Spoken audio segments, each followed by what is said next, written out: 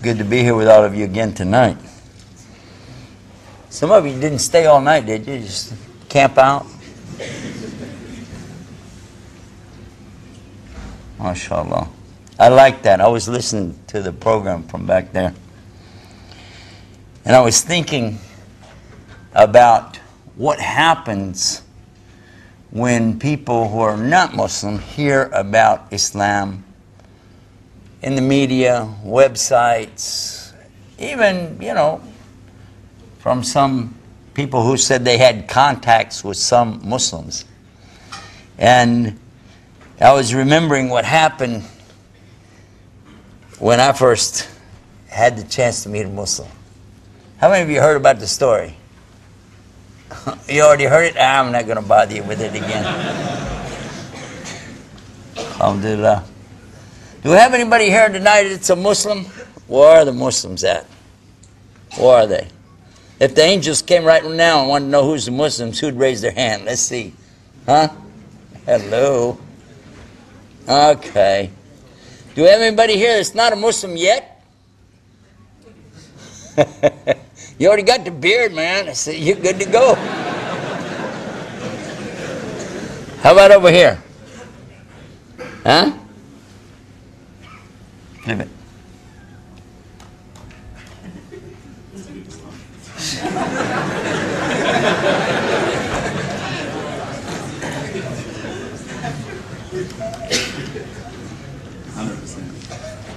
Close.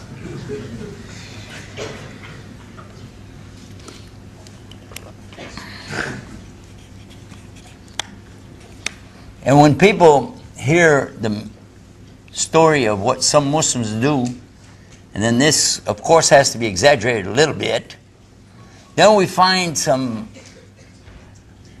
pretty rotten stories that come around.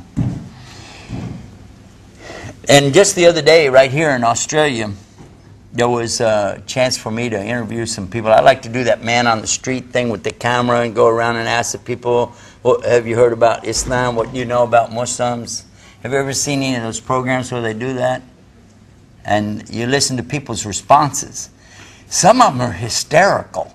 And some of them you'll be surprised that a person, not Muslim, will say, oh, Islam, well, Islam you have to do something called Shahada, then they have to do prayer 5 times a day, and they go down the list and you're like, whoa, all right. And then others will say Islam. I remember one time I asked somebody, I said, have you heard of Islam? He's thinking. I said, Islam, he said, is that a salad dressing? I'm like, what? But, so you have everything in between. But then there are those that have a really bad notion about Islam, and it's fair because if that's all they know, that's all they know.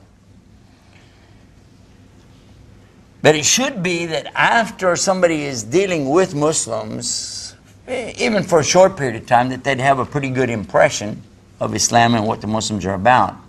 But as we just heard a few minutes ago, sometimes some of the Muslims are pretty tough and not so good. And then that leaves a bad impression for all the rest of us. We do have, according to the Catholic Church's latest release, for whatever that's worth, we do have the distinction now of being the largest religion in the world. That's according to the Catholic Church. Islam is to them the largest of all the religions on earth. We passed them up, they said, in the last census. You don't look excited. It doesn't really matter, does it? Does it? If we had one more or one less Muslim out of 1.5 or 2 billion people, I can't tell the difference. You can't tell the difference.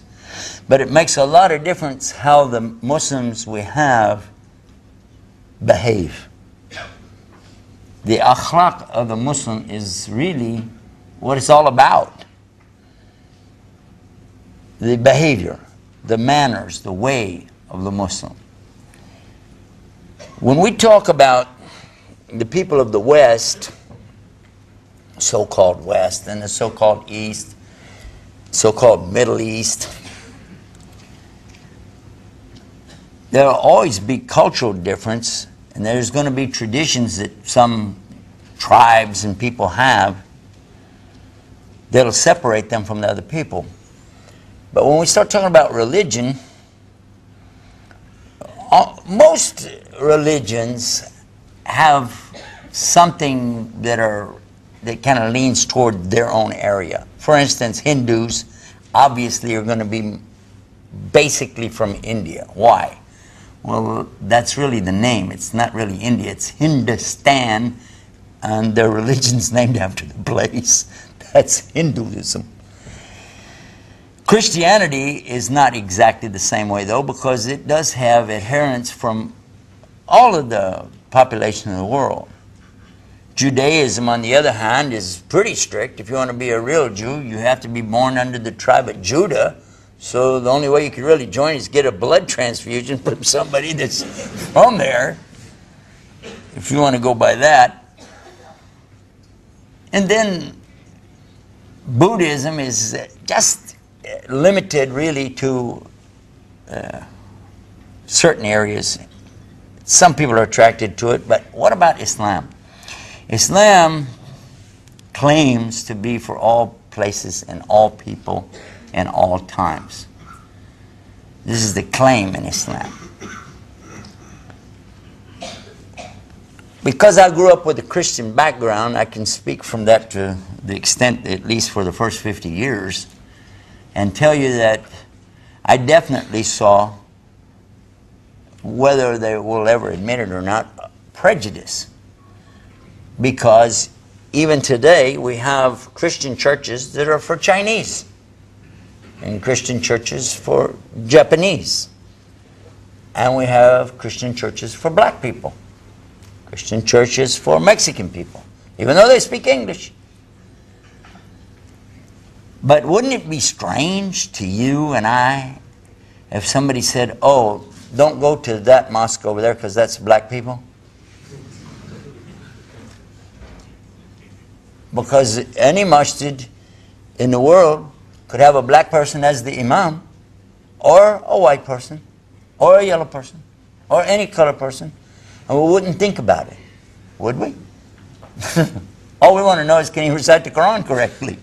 That'd be the main thing.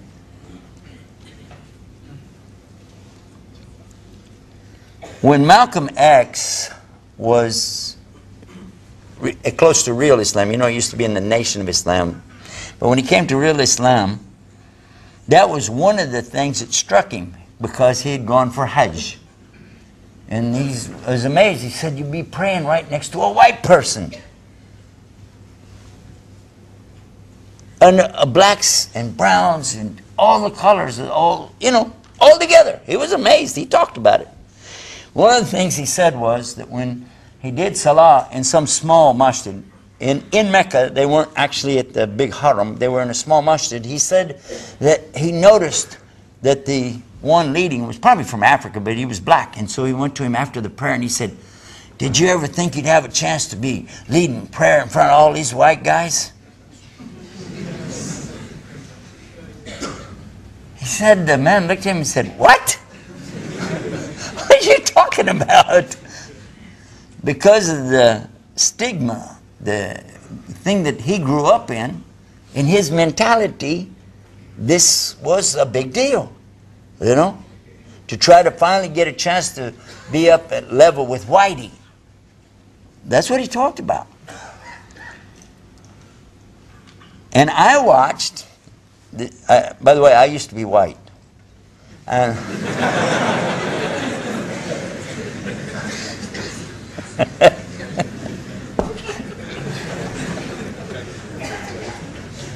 I tried to keep a straight face. I couldn't. But I used to watch. When I was real little, I watched my cousins, you know. And they were telling me something one time about coloreds. And I was thinking color, you know, color. At that time was a big deal because movies were black and white. What television there was, and there weren't that many TVs around, they were all black and white. But there was something new out called Technicolor. It was a big deal. Tadeo, Technicolor, and there was something called Buena Vista, which is a part of Disney for the animal things, kind of like the early version of Animal Planet, okay, that they had in the movie house, and it was in color, Technicolor. So he started talking about with his friends about, we're going to see some coloreds today, colored people. And I was thinking, wow, like rainbows or something, I'm imagining. I have no idea what they were talking about until we were going down to the beach, and they had a big sign up, no coloreds. And I'm thinking, why can't you have any color on the beach? I don't get it. This is 1940s.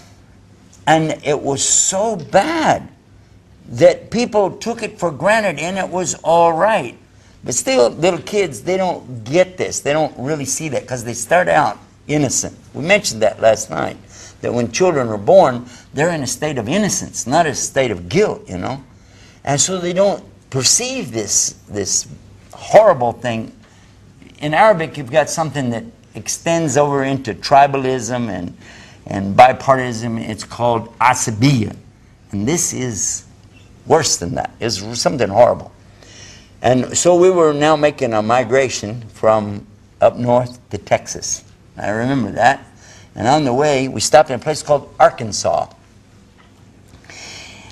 When we stopped in the gas station, my dad told the kids, said, go back there, you guys use the bathroom, come on, and we're going to go.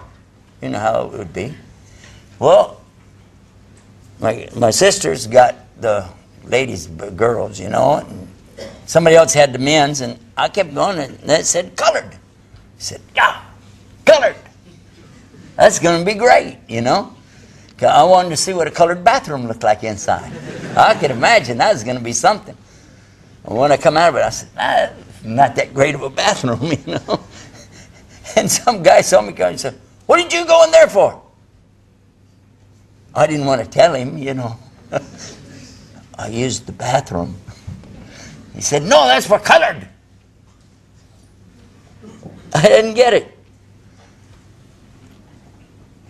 But even though we've been through a lot in our country, and we've seen busing, taking the black children to the white areas, white children to the black areas, they spent all of our Social Security money to do it.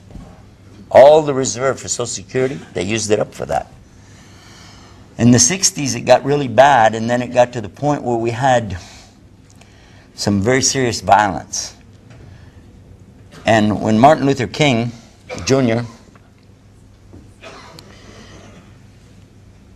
was given a speech, he said that he had a dream, and his dream was to see the children all together, growing up together, going to school together. That was a dream that he had, and he said that. And right after that, they assassinated him. They killed him. This is the kind of hatred that comes with that. For what? For the color of his skin? Can you imagine that? And you might think that that's all over with. We don't have that problem.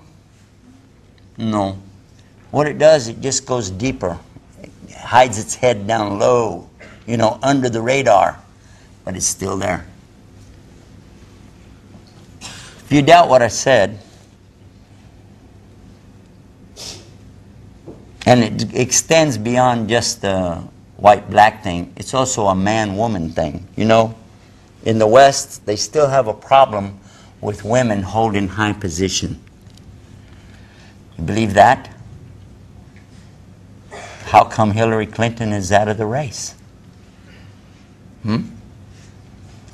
Because, and watch what happens now with Obama when he goes up against McCain. McCain is what? What color? Real white. We'll see. I could be wrong. I've been wrong before. We'll see.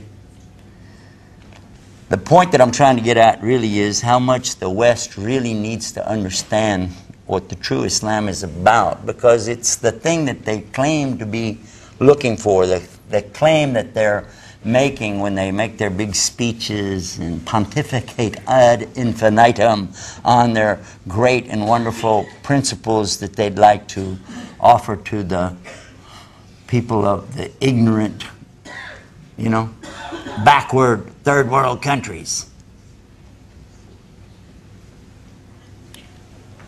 A white girl